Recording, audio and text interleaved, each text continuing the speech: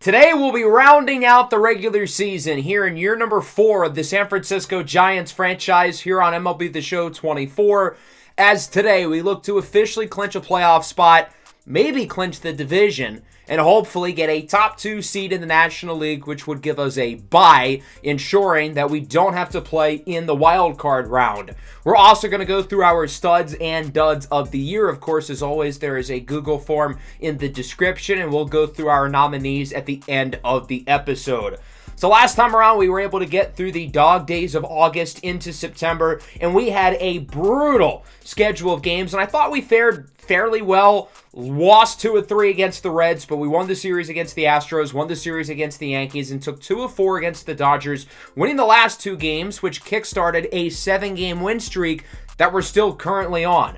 Let's take a look at the entire landscape of the MLB as a whole right now. The Yankees comfortably lead the AL East. Guardians and Twins separated by just half a game in the Central, and then the Astros and Rangers in a tight race in the West. It's a close battle for the 6th seed with Toronto, Boston, and Tampa Bay leading the way. Obviously, the NL is a lot more top-heavy. The Braves soon to clinch the NL East. The Cubs should win the Central, but the Reds and even the Brewers aren't entirely out of it. And then obviously we know the National League West is probably the most competitive and certainly the best division in baseball, with us and the Dodgers separated by a half game, and the Padres obviously really good as well. The race for the 6th seed is close, as is the race for the top seed. Atlanta's currently number 1. Chances are the winner of our division gets number 2, so I would love to get that bye, and winning the division means that much more. Playing well today will be vital. Obviously, we know what's up for grabs. A playoff spot, a division win, and a top 2 seed. But I really think there's a lot more on the line. As we get to the MLB playoffs, it's not like other sports where generally the best teams, the cream of the crop, make it out. That's not how baseball works. It's generally which team, especially which pitching staff, is the hottest once we get to the month of October. Of course, we were the best team in baseball in the month of April, for example, and while that's great, that's not going to win us playoff games and playoff series. We have to really perform well in September. We need our pitching especially to look good, so that way we're going to be in a groove going into the month of October, and we can set ourselves up for a postseason run after making it to the NLCS last year. So we're going to go series by series at a time, and we've got a pretty tough schedule here in September. The Brewers are still in the wild card race. Obviously, the Phillies are right in the thick of things. We play the Padres twice.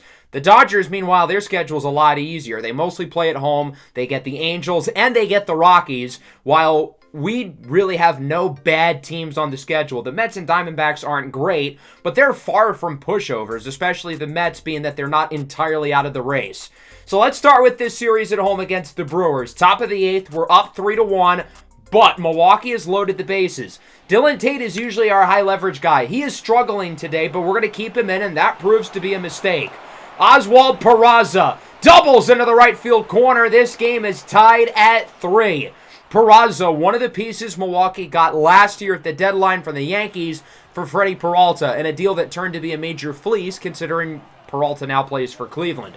Jojo Romero will come out of the bullpen to replace Tate. I wanted to get the lefty-on-lefty matchup here, but then I realized we should probably intentionally walk Sal Frelick, who has just entered the game as a pinch hitter, sets a force out at all bases, and he's their best offensive player.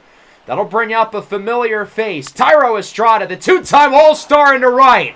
1 run scores. Second looks to join. He is safe as the throw is offline from Jung-Hoo Lee. And the San Francisco Giants now trail 5-3.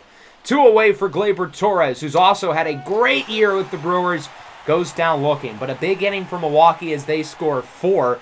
And that ends up being the difference. The Brewers win this game 5-3. Not a good start to the episode here, because this is a game that we should have won, but the bullpen blew it. In particular, it was Dylan Tate who allowed those 4 runs. I don't like the decision to bring in Tate at the top of the 8th. As I mentioned, he's high leverage man. He needs to come in the middle of innings when we're struggling and there's a couple guys on base. In the 8th inning in that situation, I think that's where you bring in Jojo Romero so Duvall can close out the game. Speaking of Duvall, he's in very close danger of blowing the save here in the second game of the series. He's already let up 1 run. There's 2 on, 2 away for Peraza, who swings at the first pitch, pops it up into shallow right field, and Liover Peguero is under it. Another game that we should have won pretty easily, but it got away from us Luckily, we're still able to finish off the job. Camilo Doval is usually automatic. It does not look like today was his day, but thankfully we were able to get the job done and not waste a gem from Sandy Alcantara, who continues to be incredible since acquiring him at the trade deadline. There's a real argument that he's our best starting pitcher right now, especially given the inconsistencies of Logan Webb and obviously Kyle Harrison missing a large chunk of the year. So now that brings us to the rubber match. We're looking to win this series, tied at 2, bottom 8, bases loaded. That's not ideal, knowing our history. Let's see if we can try to break the mantra. J.P. Crawford lines it into left for a hit. 1 run scores, it's 3-2. We could do nothing in this inning, and it'd be partly a success. We at least got the 1, and we can try to close out the game in the 9th, but we're obviously gunning for more. Stone Garrett is available off the bench. Of course, in the last episode, Stone Garrett had a walk-off grand slam and a go-ahead 3-run homer down by 3 in the bottom of the 9th against the Yankees. So he had some big swings. Looking for another one. Lines it into left. It's 4-2. Rogers looks to score. Perfect throw in the outfield, and he's out of there. Wow, that throw was on the money. And they gun down the fastest man in baseball. Blake Sabol now comes in off the bench, and he rips this one into Triples Alley. I would expect both runners on base should score, as it's now 5-2. The second run, Garrett is safe, and it's 6-2.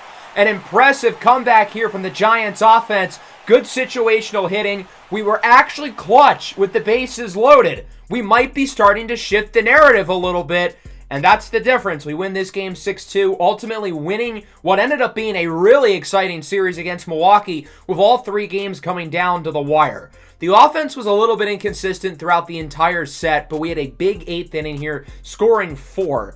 John Hooley had some big hits, drove in a couple of runs. Munetaka Murakami played well. Sabol, obviously, with a 2-run double off the bench. And a pretty good start for Logan Webb. So that pushes us up to 91-55. We're now a game ahead of the Dodgers in the division.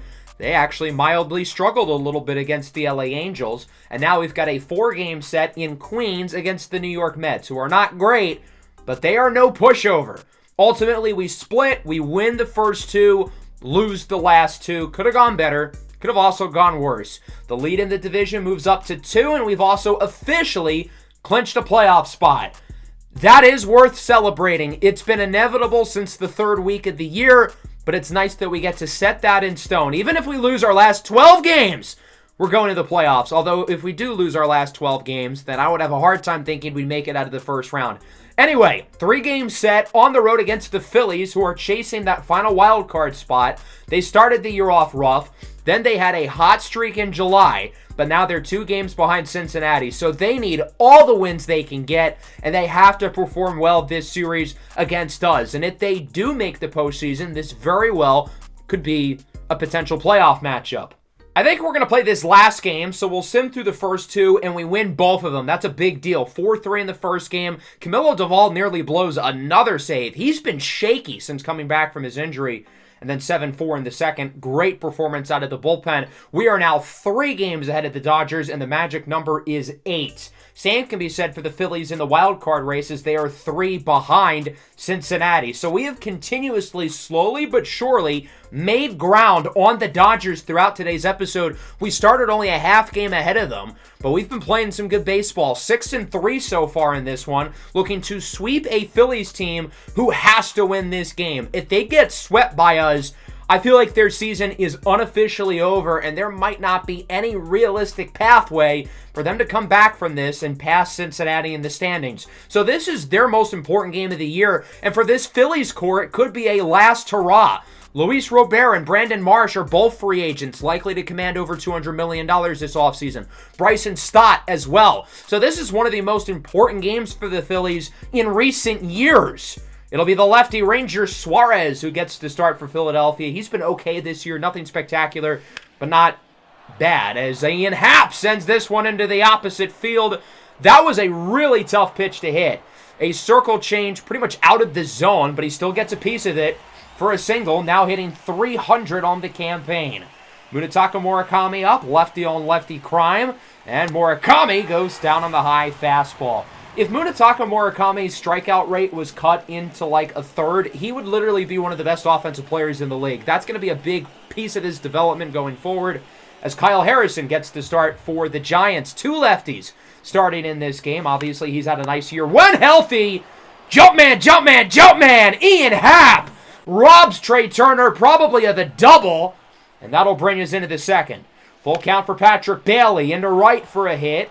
Bailey's still having a really good season. Obviously not quite at the level he was in April and May, but he's still hitting around 300 with an OPS well above 900. Johnny Hackman now, the rookie, who's had himself a nice year, singles into right as well. Hackman obviously had that rough first month, but really since the start of June, he's been a real positive in this lineup. Orlando Arcia with 2 on and 2 outs, flies it into center, and it is caught by Luis Robert. And the Phillies get out at the second as it remains tied at 0. Let's go bottom 2. Kyle Harrison looking good so far, facing off against Luis Robert, who goes down on the fastball. Obviously, Robert coming over from the White Sox a few years ago, as I mentioned, a free agent in the offseason. Alec Bohm now into the opposite field. Philadelphia gets their first base runner of the game, and that will be a 1-out double for Bohm. And he finds himself in scoring position. We'll see if the Phillies can drive him in, as that brings up Rodolfo Castro. 2-2. Runner on third, swinging a miss on the slider. And Kyle Harrison gets through the second, despite allowing the extra base hit to Bohm. Into the third, single into left for Tommy Rogers, as Trey Turner is unable to make the play. Rogers batting in the leadoff spot with no Jung-Hoo Lee. He suffered a minor foot injury in the first game against the Phillies. Obviously nothing serious, but we wanted to give him a couple days off. Rogers digs for second. He slides safely, pretty easily with a stolen base. I wish Tommy tried to steal more. He's so fast, but needs to be more aggressive. 2-2 now for Ian Happ. Base hit his last time around, and he goes down on the 12-6. That was a filthy pitch by Ranger Suarez with some excellent movement. Murakami up now. Rogers goes for third. Risky play.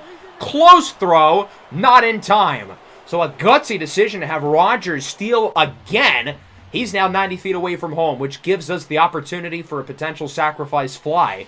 And Murakami puts it on the ground, a sacrifice hit. That works. The run scores, and San Francisco's on the board. We got that run because of base running, not hitting. Small ball might not be dead here in 2027, but neither are the big bats. Derek Johnson into right center. That one is gone. And the Phillies tie it at 1. Johnson, you may remember, a first-round pick out of LSU to the San Diego Padres.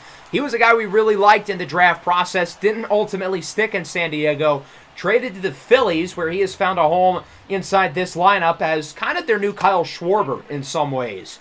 Trey Turner, with 1 out, draws a walk. Not the guy you want to walk because he can move. Brandon Marsh, single into center. Turner heads for third, and he is safe. So now there's runners on the corners, and that brings up one of the most clutch players in the game, Bryce Harper, behind 1-2. Base hit into right. Turner scores. Phillies lead. Marsh for third. He is safe, and again, there's runners on the corners. Kyle Harrison looked dominant through the first 2 innings, and it has gotten away from him quick. Luis Robert now, 2-2. Puts it on the ground. This could be 2. Tags first, throw to second. Not in time. Harper is safe, and because of that, Marsh is able to score safely, and the Phillies now lead 3-1 as we move into the fourth. The former top draft pick by the Phillies, J.P. Crawford, goes down on the circle change. Nice pitch by the Power Ranger, who's had a nice outing. The pitch count is high, but otherwise he's been good, fooling Johnny Hackman to swing at the circle change in the dirt, as that'll bring us to the bottom of the fourth. Bryson Stott chases the slider. Harrison taking advantage of the lefty matchup. Rodolfo Castro now hits this one high and deep in the left. Garrett chases at the track, at the wall. It will go off the wall. Castro digs for third. Close play. Good throw from Rogers, but he is safe. A 1-out triple for Rodolfo Castro, and he finds himself 90 away from home. That'll bring up Derek Johnson. Homered in the last inning, grounds it to short. That's going to score the run, and the Phillies add to the lead. It's now a 4-1 ball game as the inconsistencies for Kyle Harrison continue. Into the fifth, another good inning it looks like for Suarez as Rogers flies it into center, caught by Luis Robert. 5 innings of one-run ball for Ranger Suarez, and his most important start of the year, he is delivering, as is the offense. Full count here for Brandon Marsh. This one goes into center, his second base knock of the afternoon. Got to imagine the leash on Kyle Harrison is pretty short. I wanted to keep him in for these two lefties with Marsh and Harper, and then likely take him out. Full count for Harper, he draws a walk, so the two lefties are able to get on base, and that makes the decision with Harrison even easier. We're going to yank him. It was a tale of two for Kyle Harrison. In the first 2 innings, he allowed one base runner. He was striking guys out. He looked awesome. But ever since the 3rd inning, he looks like he's forgotten how to pitch. And coming out of the bullpen will be Yariel Rodriguez, who has spent most of the year in the minors, obviously struggled with the big league club last year. But in 20 innings, he's performed well, and he's making a real argument to potentially make the postseason roster. Luis Robert swinging a miss. Nice slider. A lot of movement late. That's the second out of the inning. We'll see if he can get out of the jam with Bohm. 3-1. Looks at the splitter, draws a walk, and the bases are loaded for Bryson Stott. 2-2. Swinging a miss. It's the splitter. And the Phillies leave them loaded. Rodriguez gets out of the jam, 4-1 going into the 6th. Ian Happ up for the Giants. This one is hit nicely near the gap. Robert looks to close it out quickly. Happ will have to settle for a single, but a leadoff base hit is a good start to the inning, his second hit of the afternoon, and the Phillies are going to take out Ranger Suarez. 5 innings, 1 earned, and he'll be replaced by Scott Barlow, the former Giant. You'll notice that the Phillies have a lot of familiar faces in their bullpen, a lot of former Giants, including Barlow, who was here for a short time back in Season 2. J.P. Crawford up, 1-2. Swinging a miss! A nice slurve by Scott Barlow, and the San Francisco offense continues to get nothing going today. Bottom 6, Rodolfo Castro goes down on the splitter. Nice pitch by Yariel Rodriguez, who remains in the game. Derek Johnson's been productive, drove in runs on both at bats, but he goes down on the high fastball. And Rodriguez continues his impressive season, looking to strike out the side, but the catcher, Carson Taylor, will draw a walk. So that'll bring up Trey Turner. With his speed, you do not want him on base. Puts it on the ground to third. Happ's going to have to get this one out quick. Throw to first is in time. 1 2/3 scoreless innings for Yariel Rodriguez, and that'll bring us into the 7th. Another familiar face, Wander Suero, out of the pen. I don't think Suero ever pitched in the big leagues with us, but he's been in our minor league system for a couple years. Finds his way here in Philadelphia as Johnny Hackman puts it in the gap. This should go for extras. Rounding first, heads to second, waltzes in for a double, and the Giants have a runner in scoring position. Got to drive him in. Got to start a rally. Put yourselves back in this game. Kyler Rodriguez off the bench. Bloops it into center. Might have hit it a little bit too hard because Robert is going to stroll over to it, make the play, and it remains 4-1, and we go into the bottom half of the inning. Genesis Cabrera out of the pen for the Giants. The reason why we're picking him here is because the Phillies are starting with the two lefties, Marsh and Harper. Marsh goes down on the fastball. I'm not really sure why they had these two guys hitting back-to-back. I get that they're obviously two brilliant players, but maybe move Marsh up to 1 or something? Luis Robert goes down as well. We are through 7, remaining 4-1. No score for either side since the bottom of the 4th. Lucas Sims now out of the pen for the Phillies here in the 8th. 4.35 ERA on the season. Top of the order due up for the Giants. And that starts with Tommy Rogers up the middle. Base hit. And San Francisco gets the fastest man in baseball aboard with nobody out. His last time on, we had him steal second and third, which directly led to him scoring. And you best believe we're going to have him going again potentially, if possible. Ian Happ, however, might not let him because this ball is high and deep at the warning track. But it is caught by Luis Robert, and Rogers is going to have to head back to first for out number 1. Could have been a potential huge swing for Happ as Rogers goes for second. It looked like he might have gotten to the base before Carson Young even threw the ball. That one got out so quick.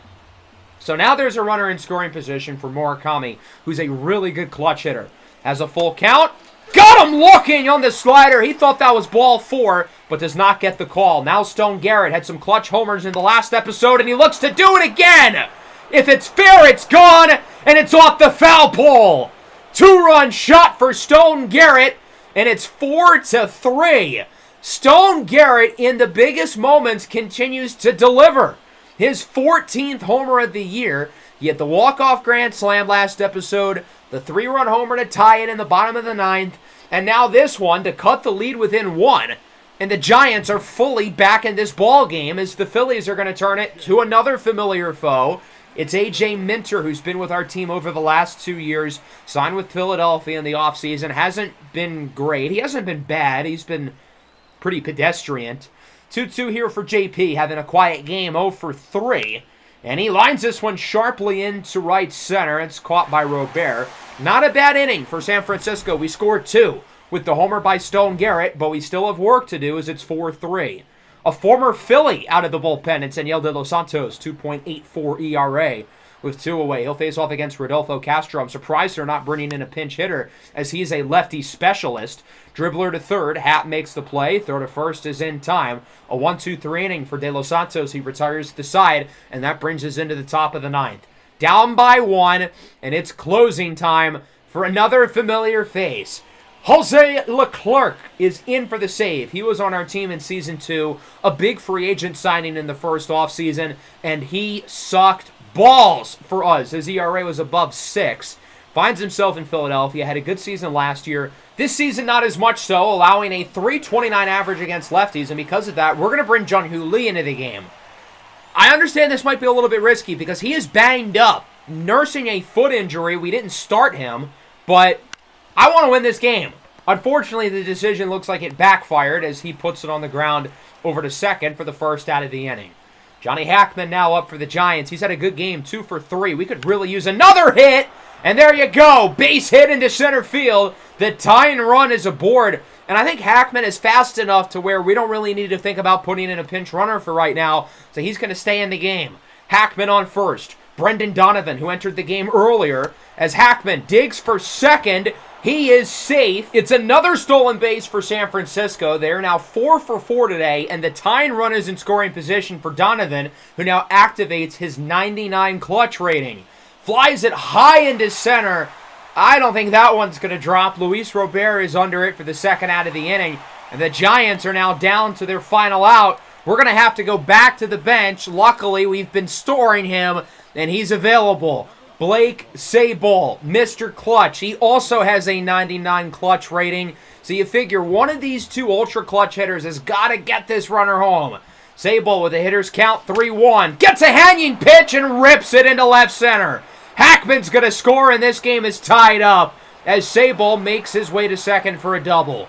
Great at bat by Blake Sabol. He was able to get ahead in the count, find a pitch he likes, and crushes it. We're knotted up. Back to the top of the order. Full count here for Tommy Rogers. 2 hits, 2 runs. Ooh, that's a tough pitch to lay off, but he does for ball 4. Reaches base for a third time today. Leclerc is yanked. He'll be replaced by Orion Kerkering. 3.71 ERA and around 77 2/3 innings. 2 on, 2 out, 2-2, and a tie game for the number 2 hitter, Ian Happ, who has 2 hits today. Singles into right, and we are going to hold the runner at third. In hindsight, I think he would have been safe, but now the bases are loaded. Pack it in, guys. Fun inning. We were able to tie it up, but I think the inning's going to be over. 1-2 for Murakami. Flies this one high and deep into left field. Back at the track, at the wall. It's gone! Grand slam for Munetaka Murakami! And the Giants lead it 8-4. His 33rd home run of the year, and it could not have come at a better time. For a team who's usually sucks with the bases loaded, we have now hit grand slams in back-to-back episodes. Might this curse be finally ending, dating back to the Marlins franchise last year? That ball barely got out, granted, and is not a home run in most ballparks, but it is here, and that's all that matters. Stone Garrett is the guy who started the rally for us back in the 8th inning. He grounds out there, but Murakami with the grand slam. The Giants have scored 7 runs over the last 2 innings, and now we don't even need to bring in Camilo Duvall or even one of our high-end relievers. Instead, it'll be John Schreiber, who he himself has had a great year, 2.59 ERA. 1 away for Carson Taylor. He goes down on the circle change for the second out of the inning. And now the Phillies are down to their final batter and their final strike, looking to avoid the sweep. 2-2 for Trey Turner. Flies it into left. Brendan Donovan is under it to make the play. And the San Francisco Giants sweep the Philadelphia Phillies, coming back from behind here at Citizens Bank Ballpark to win this game 8-4. And we were down 1-4 going into the 8th, but we scored 7 runs. And all 7 of those runs came with 2 outs in their respective innings, with the home run by Garrett, the game-tying double by Blake Sabol, and of course the grand slam by Munetaka Murakami that scraped over the opposite field fence. Murakami and Garrett each only had 1 hit, but they were some big ones, driving in 7 of our 8 runs. Tommy Rogers, I thought, played a great game. I want to give him a shout-out. 2 for 4 with a walk. Scored all 3 times he reached base. Stole 3 bases as well. Kyle Harrison was not great, but the bullpen was terrific, not allowing a base hit through the final 4 2/3 innings. Good start for Ranger Suarez, but the pen completely let it go. We sweep the Philadelphia Phillies. We're now 96-57, still 3 games ahead of the Dodgers in the National League West. So with that, we've got 9 games left to go, 6 of which are against the Padres, who are out of the division race. But they're still competing for the wild card spot. They're still looking for seeding, and obviously with them being a great team, this won't be easy. John Hooley is back healthy. That's nice. And as you can see here in this first game, we are up 13-1. Johnny Hackman has 2 home runs, and he is looking for a third. We are crushing the baseball. Hackman in the third, by the way. Grand slam again. Back-to-back games, our team hit a salami. Hackman's working a good at-bat as the count is full, and he swings and misses at the fastball. Took a healthy hack at that one, swinging for the fences. When you're up by 12 looking for a third home run, I get it. We added to the lead with a 2-run double by Tommy Rogers and end up winning this game 15-1. What a showing from the offense, annihilating this San Diego pitching staff. And our key to the top of the division is getting closer and closer and closer. The offense killed it here. 5 runs in the second, 5 in the third. And we didn't really stop after that. 5 more runs the rest of the game.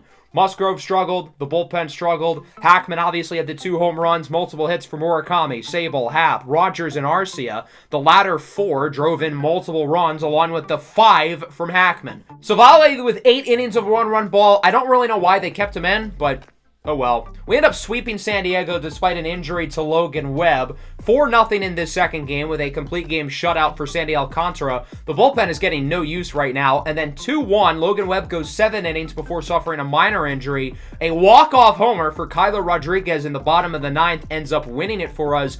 Back-to-back sweeps. We're 99-57, and with 6 games to go, the lead in the division is up to 4. The Braves are 1 game ahead of us for the number 1 seed, so even that's in reach as well. 3 at home against Arizona, 3 on the road against San Diego. If we play adequate baseball here, we're winning the division and we're getting a first-round bye. It is not only within reach, but it is firmly in our grasp. The minor league season has come to an end, by the way. Of course, we'll be discussing the minor league seasons later in the episode, but both the AA and AAA teams had good seasons. AA 85 wins, AAA team sneaks into the playoffs. So we're going to go game by game. This first one against Arizona, we lose 9-11. Bombs away. Both teams crushing the baseball. We had 5 different players homer. Happ, Murakami, Sabol, Hackman, and Rogers. But the pitching was horrible. Now, I will say, our offense over the last week or so has been unbelievable. At the beginning of the episode, I talked about us getting hot at the right time. The offense has gotten hot at the right time, and the lead in the division is now at 3.5 games. That'll bring us into Game 2 against Arizona, and our offense continues. We win 10-1. Ian Happ homers twice. He had 4 hits, drove in 5. Hackman with 3 more RBIs. He had a hit and 2 walks. He's been playing some unbelievable baseball. And then Kyle Harrison was really good as well. Everything I could have asked for in this episode is happening. The lineup is playing unbelievably well, and the rotation is hot. Webb, Savale, Alcantara, and Harrison are now all coming off of really good starts. The magic number in the division is now 1. I don't think we're going to get the first seed. Atlanta's 3 games ahead of us with 4 games left to go. But we're also 3 games ahead of the Dodgers. So the objective here is simple. If we win this last game against Arizona, we win the division. Coming into the episode, I honestly didn't think it was going to happen. we had been playing average baseball, albeit against a hard schedule throughout the month of August. We were only half a game ahead of LA coming into today, and the Dodgers had a significantly easier schedule than us, but we are playing so well right now, which again is perfect for our playoff chances. Here's a look at both lineups, and here's a look at today's starter for San Francisco, Aaron Civale, who's coming off an 8-inning, one-run outing against the Padres. Again, I don't know why they didn't take him out earlier and use a guy like Fernando Molina or Yariel Rodriguez to eat some innings, but oh well, we won 15-1. I can't really complain. As Geraldo Perdomo goes down on the slider. 2 away now for Ketel Marte, and he goes down on the cutter. This Arizona team is weird. They've been kind of good throughout this series, but they've also gotten royally screwed because they're in the hardest division in the league. Eduardo Rodriguez on the bump here for Arizona. The last start of his large 4-year contract that he signed in the 2023 offseason, as Stone Garrett ignites this ball into center, and his hot streak continues. The Giants lead 1-0. Stone Garrett is on an unreal power surge right now. Home run number 15 on the year for Garrett. That one goes 442 feet. Most of his home runs seem to be late in the game when we need a big hit, but I'll take one early here in the first inning as well. Johnny Hackman hitting in the cleanup spot with a runner aboard, and he strikes out on the high fastball. Ian Happ now hits this one high and deep into left, at the track, at the wall. It's caught. I thought that one might have enough carry. Unfortunately, not quite. But the Giants on the board with a solo shot by Stone Garrett, and that brings us into the second. Corbin Carroll swings and misses at the fastball. Civale off to a good start. That'll bring up Gabriel Moreno. Hits it well into center. Lee's going to let it drop, not go for the big catch and let it go by him. Instead, concede for the single. That'll bring up Alek Thomas, barely hitting above the Mendoza line, and he chases the low fastball in the dirt. Civale's had a weird season. Last year, he was really good up until the end of the year where he kind of fell apart. This year, I feel like it's been the opposite. He has not been good for most of the year, but he's playing his best baseball down the stretch, which, again, hopefully is a good sign for the postseason. Another strikeout that ends top of the second. We go bottom 2. One away for Crawford. That one gets by the glove of the first baseman, Paul Goldschmidt, who's back here in Arizona. And that one goes for a single. So Crawford's aboard with one away for Orlando Arcia. Lines it into left. That'll go for a base hit. And now there's 2 runners on. So far, the Giants are hitting the ball pretty well. 4 hits through the first trip through the order. And that doesn't even account for the number 9 hitter, Tommy Rogers, whose batting average is all the way back up to 250. It was in the 220s halfway through the year, but he grounds nearly into a double play, beats out the throw to first, showing off his electrifying speed, and the inning stays alive. Runners on the corners. For Jung-Hoo Lee, he pops it up. As well as Rogers and the rest of the offense has played, the one guy who I feel like has been cold as of recent is Jung-Hoo Lee. He's been banged up over the last month, and he really hasn't played all that well. Hopefully not a trend going into the playoffs, as Goldschmidt opens up the third, singles into left.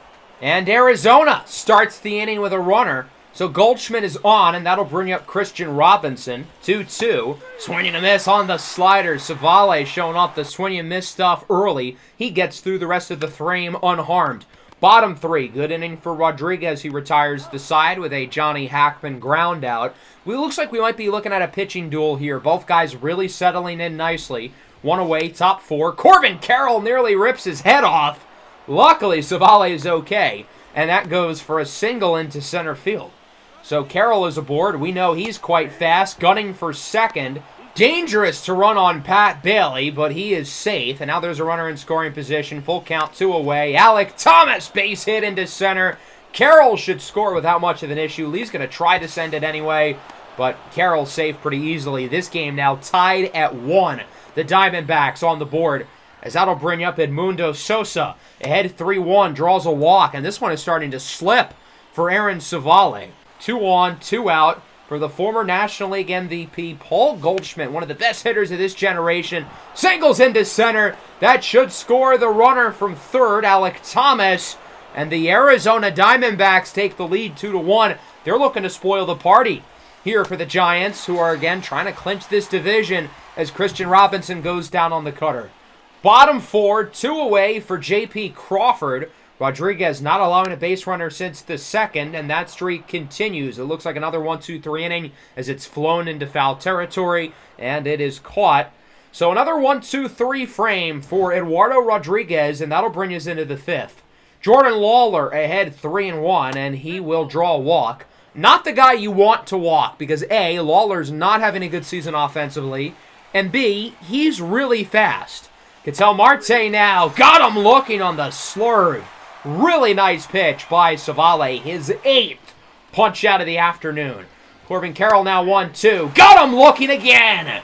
This time on the fastball. 5 innings, 2 earned for Savale. We'll see if the Giants try to get another inning out of him. We need more out of the offense. They started off really well, but we have not gotten a base hit since Orlando Arcia's last at bat. He's the guy who will lead off the fifth, and he goes down looking on the full count fastball, trying to draw a walk. Doesn't get the call. Tommy Rogers now up for San Francisco, and he goes down, this time on the circle change. Let's move into the sixth. It will be a pitching change for the Giants, so Savale's afternoon is done. And he'll be replaced by the lefty Gabe Spire, who's had a really good month of September. Moreno goes down looking on the sinker. Neither team swinging the bat at all over these last few innings. Alec Thomas does swing the bat, and he whiffs on the sinker. Another punch out for Spire. Bottom 6, Rodriguez still in the game as Munetaka Murakami draws a walk, and that'll be it for Eduardo. His, leash was you let up a base runner, you're gone, and he'll be yanked after a really good performance and will be replaced out of the pen by Slade Ciccone, whose ERA hovers around the 5 mark. Let's see if we can get this runner moving from first. Our first base runner since the second. Here's the first hit since the second inning. Hackman bloops it into left. Gutsy base running. Murakami to third. He's safe. Risky decision to have him go from second, but it pays off. Now there's runners on the corners. Hackman appears to be pretty fired up, and that'll bring up Ian Happ. Whatever you do, just don't put this ball on the ground, and he puts it on the ground. A 79-mile-an-hour meatball right down the heart of the plate. As good as Ian Happ is, and boy, he's good, he grounds into so many double plays. It is infuriating as it remains 2-1, and Fernando Molina comes out of the bullpen. Maybe a weird spot, being that he's usually an innings eater, but he hasn't thrown a lot recently, and if he's on the playoff roster, I want to have him going early. However, he allows a quick hit to Geraldo Perdomo, who bloops it into left, only 67 off the bat. Jordan Lawler now puts it on the ground. Giants got to move quick. 5-4-3 double play. Those throws came out in a hurry from Happ and Crawford. Good job to turn 2, and that'll bring us to the bottom of the 7th. Kyler Rodriguez comes in off the bench, draws a walk. Good start to the inning. He's aboard, and he's obviously one of our faster players, so we've got a real chance to drive him in, try to tie this game. J.P. Crawford up the middle, singles into center. We're going to hold Kyler at second. I thought about sending him, but with nobody out, I think it would be a pretty stupid risk. He probably would have been out. Blake Sabol off the bench doing what he does best. Over the glove of Perdomo. This could put San Francisco ahead. 1 run scores. Crawford will be waved around, and he is out at the plate. Gutsy decision to send JP. With nobody out, in hindsight, maybe you should have just kept everyone. Sabol's at third, by the way. He kept going as well. So we're tied at 2. The potential leading run is 90 feet away from home. And Robert Stevenson will come out of the bullpen for the Diamondbacks to replace Ciccone. It'll be Tommy Rogers up at the plate. He hits this one high into right. This one will be caught, but there should be plenty of room for Sabol to score on the sacrifice. Pretty solid throw home, a little bit offline. He is safe, and it is 3-2. I feel like we should have made it 4-2, but at least we had the lead, and now it's time for the back end of the bullpen to slam the door. We're going to have John Schreiber come out of the pen here for the 8th, 2.65 ERA, as Ketel Marte gets things started quickly. Into Triples Alley, Lee hurries to it, trying to make sure he's only going to stay at second. A leadoff double for Ketel Marte, and he finds himself in scoring position with nobody out. Great opportunity for Arizona to tie the game, but they're struggling to do so. 1-2, 2 away. Thomas swings at a pitch he shouldn't have. Grounded up the middle. Going to be a close play at first, and he's out of there. Good play by J.P. Crawford to get to the ball as quick as he can and get the out. 3-2, bottom 8. Ryan Thompson out of the pen for Arizona. 3.67 ERA. He's had a solid season in a little over 60 innings. And he'll face off against Munetaka Murakami, who's ahead 2-1. And this one is put on the ground, base hit into left. So the Giants are looking to add some insurance. Obviously, we trust our closer, Camilo Doval, to shut the door on this game. But he has not had a good month of September coming back from injury. Johnny Hackman, single into right. Quite the episode for Hack today. 3 hits in this game. I think he had 3 hits in the Phillies game as well. He's hitting home runs left and right. He is really coming along as a key piece of this lineup. Kyler Rodriguez draws a walk. Productive day off the bench for Kyler. 2 at-bats, or I guess 2 plate appearances, I should say, because he walked both times. Bases are now loaded. 2 away. Taylor Clark out of the pen for Arizona. Obviously, we do not have good history with the bases loaded, but over the last couple of episodes, it seems like we're shifting the energy. Let's do it again. Give me a bases clearing double in the gap or something. Yeah, that's not going to do it. Goes down looking on the fastball. Crawford with some words to Blue behind the plate. You could argue he blew the call.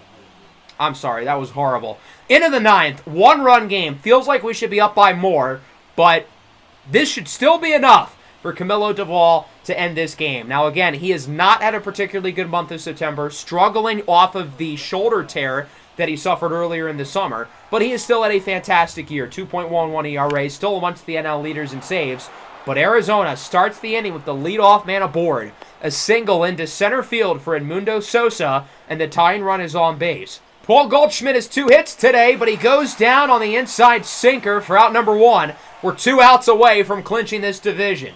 Christian Robinson flies it into left. Garrett is under it. There's 2. 1 out away from, again, not only clinching the division, but also guaranteeing ourselves a first-round bye. 1-1 for Perdomo. We'll show the rest of the at-bat as he looks at the low slider. It was in the zone. Bad call by the umpire. He's now ahead 2-1. Looks at the sinker up and away for strike 2. And this game is down to its final strike. 2-2 for Geraldo Perdomo on the ground to short. This should end it. Crawford charges, throw to first, in time! And for a second consecutive year, the San Francisco Giants have won the NL West. They will not play in the wild card round of the playoffs, guaranteed a top 2 seed in the National League. I'm a firm believer that the bye in the new playoff format hurts the teams with the bye. However, we've been so sharp in September, I'm actually not too worried about it, and I would rather just avoid the wild card round because anything can happen in a 3-game set against a playoff team, and now we don't have to worry about that. Overall, not the best game for the offense, but we had good situational hitting in the 7th with the double off the bench by Sable. And ultimately, we win our 101st game of the year, so that means we have more wins than last year. We had exactly 100 a season ago. We clinched the division. We're still 2 behind Atlanta, so we could get the number 1 seed. Honestly, I don't really want to, though, because if we get the 1 seed, we would play the winner of the Dodgers and Padres in the first round. I would rather the winner of the Cubs and the Reds. Cincinnati has officially clinched that last wild card spot over Milwaukee and Philadelphia. The Cubs and the Reds are worse than the Dodgers and the Padres, and plus, I think playing a divisional opponent would neutralize the series a little bit. So I think us getting the 2 seed is perfect. We're going to have some guys take some games off here in this series against San Diego, but we're still going to have guys playing as well. We're going to have like a week off before our next game, so I still want most of the regular starters to play probably 2 games against the Padres, and then a lot of the young guys are going to play a lot. Fernando Molina will get a start. The AAA team has won the AAA championship, by the way. We only had 2 playoff games, but we scored 21 runs in those 2 playoff games. The offense for the Sacramento River Cats crushing the baseball. Ruben Santana with 2 home runs in the second game. Luis Matos played really well. Zach DeZenzo, Elliot Ramos, guys from the big league team performing at a high level as we take 2 against the Padres, finishing 103-59, officially clinching the 2nd seed in the NL, which is exactly where we want to be. I like our chances against the Cubs or the Reds a whole lot more than I do with the Dodgers or the Padres. The one downside is that if we have Atlanta in the NLCS, we don't get home field. The mathematical probability of us and Atlanta making it there is pretty low, but it happened last year. The top 5 seeds in the National League are the exact same teams in the exact same order, which is Kind of freaky. And it was almost 6 if the Phillies had gotten in over Cincinnati. So here's a look at our stats for season number 4. Overall, a really strong year for our team. Offensively, we didn't have any elite players, but we had a lot of guys play well. And most importantly, the offense is playing their best baseball here in the month of September, which gives me optimism for the postseason. The starting rotation is hot as well. The bullpen has had its ups and downs. That's kind of my one question. The bullpen's been really good this year, but we haven't played all that well recently, especially Camilo Doval, who's a terrific player, and I do trust him. But he has not looked great over the last month or so since coming back from his shoulder tear. So let's go through our studs and duds of the year. 3 stud candidates, 3 dud candidates. We'll start with the studs, and there's a lot of good choices because this team has obviously had a terrific season. But there are a few players who I think really stood out, really went above and beyond compared to the expectations we had for them at the beginning of the year or compared to their overall rating. And I add that point because our first candidate is going to be Ian Happ, who I think was our best and most consistent hitter in the lineup throughout the entirety of the season. 34 homers, 304 average, 905 OPS. Now, if you look at his last 2 seasons with the Cubs, his numbers are actually fairly similar. I expected him to be really good. Maybe not this good, but I expected close to this production. His WAR was actually a little bit lower because we had him DHing more. The reason why he's a candidate here, though, is because he's only an 81 overall. He's played a lot higher than that and deserves a boost. Blake Sabol will be our second candidate. A career year for Blake, 24 homers, 296 average, 879 OPS. The catching production between him and Bailey was spectacular. The two of them combined for a WAR around 8 this year. And Sabol was absolutely terrific, got off to a hot start, and that did not prove to be an anomaly. He was really good throughout the entire season. As for our pitchers, there were a few guys I thought about in the bullpen. Jojo Romero had a career year, but I would argue the season of Daniel de los Santos was more valuable given the amount of innings he threw, and more unexpected as well. In the Season 2 offseason, we traded scraps for him, and he's become one of our most important relievers. 2.94 ERA, 1.03 whip, WAR above 1, throwing over 80 innings. We asked a lot out of him, and he was fantastic. As for dud of the year, could have considered Murakami with his low average, but he was still very valuable this year. Tommy Rogers as well, average was low, but he really responded to adversity well, especially after his demotion in June to no longer being an everyday player. Orlando Arcia will be our first stud of the year candidate, though. We paid him a lot of money to be our starting shortstop this year, albeit a 1-year contract, but he did not live up to expectation. Power numbers were down, contact was down, OPS below 700, and a big reason why we traded for Brendan Donovan at the deadline, turning Arcia into a platoon player. Again, he's still a very valuable piece for our team, but I was expecting a 3-WAR season. He finished below 2. Aaron Civale is going to be second, and this is kind of a weird one. He was a stud of the year candidate last year. I'm pretty sure he finished in second, arguably should have won. This year, he just was not as good. Unlike last year, though, he has played great over the last month of the year, but I don't think that was really enough to take him off this list because he's just been so inconsistent throughout the entirety of the season, and I'm a little bit worried about what we're going to get out of him in the postseason. Our third and final candidate will be James Karinchak. High leverage man here is supposed to be clutch, and he really wasn't. We traded for him last year at the deadline. He wasn't good after the deal. We re-signed him. He wasn't good this year. And I don't really see an avenue where he makes it onto the postseason roster with how good our bullpen's been. As for the minor league teams, the AA squad ended up making the playoffs. They lost in a 5-game best-of-5 series in the first round, but still a really good season out of AA. And obviously, as I mentioned, the AAA team ended up winning the championship, albeit it was a weird playoff in 2 best-of-1 series where the offense averaged over 10 runs per game. Still, gotta commend the AAA team for winning the championship, and hopefully the big league team does the same. Our number 1 prospect, Scott Rios, had a really good season. There were a few points in the year where I thought about promoting him to the big league club. Ultimately, it never happened, but he's going to start next year on the 40-man roster. We're going to have him pitch in spring training and compete for a spot in the rotation. I think he's pretty close to ready after now 3 seasons in the minor leagues. Our first stud of the year candidate will be Trenton Brooks, who had a really good season offensively for the AA squad, led the Richmond Flying Squirrels in WAR.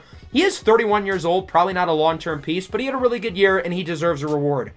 Eliezer Alfonso is second. Really consistent offensive season as a catcher with a WAR of 4. That was doubled anybody else for the AAA offense. And then the third candidate, there were a few pitchers on the AA team I considered. Rodney Bravo, Carson Seymour, but we're going to go with J.J. Green, who was a Stud of the Year candidate last year. But he was really good again. A WAR of 4.9, led all pitchers across minor league baseball, AA and AAA. As for our duds of the year, we'll start with Thomas Gavello for AA. Just didn't really do anything well. He's supposed to be a good defensive player, not great on defense, average contact, below average power. He just wasn't all that impressive for me, and he'll be our first dud of the year. Averson Ortega is a guy who I feel like has developed pretty well in our system, but took a major step back here in AAA. OPS below 600, didn't hit for good average at all, didn't hit for good contact at all, and despite the fact that he's a plus defender, he still had a negative .5 WAR. Our third candidate is Reggie Crawford, a pitcher who is a pretty highly regarded relief pitcher in this system, but as you can see by the numbers, he was just not good at all. ERA above 6, WHIP above 1.8. That'll wrap up the episode. Again, make sure to vote for our studs and duds of the year in the Google form in the description. Next episode, we'll find out who we're playing in the first round between the Cubs, which would be a rematch of last year's NLDS, or the Cincinnati Reds, and we'll play both games 1 and 2 at home. Should be fun. We're back with postseason basketball. That's not the right sport. Postseason baseball, excuse me, in the next episode. Make sure to leave a like and subscribe to the channel if you are new. Peace out.